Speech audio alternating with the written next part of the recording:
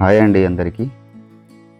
ములుగు జిల్లాలోని మంగపేట మండలం మల్లూరు లక్ష్మీ నరసింహస్వామి ఆలయంలో అనాదిగా కొనసాగుతున్నటువంటి ఓ వింత ఆచారం గురించి ఈరోజు మీకు చెప్పబోతున్నాను. ఆలయానికి వచ్చేటువంటి భక్తులు చింతామణి జలధార వైపున ఉన్నటువంటి ఓ గుట్టపై రాళ్లను ఒకదానిపై ఒకటి పేర్చడం ఆనవాయితీగా వస్తోంది. అసలు ఇలా రాళ్ళు ఎందుకు పేర్చారో మీకు తెలుసా?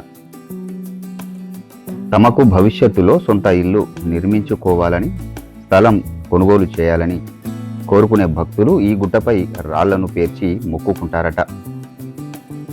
రాళ్లను ఒకదానిపై ఒకటి పేర్చి అవి కింద పడకుండా నిలబడితే తమకు కూడా సొంత ఇల్లు నిర్మించుకునే అవకాశం వస్తుందని భక్తుల్లో బలమైన విశ్వాసం ఉంది.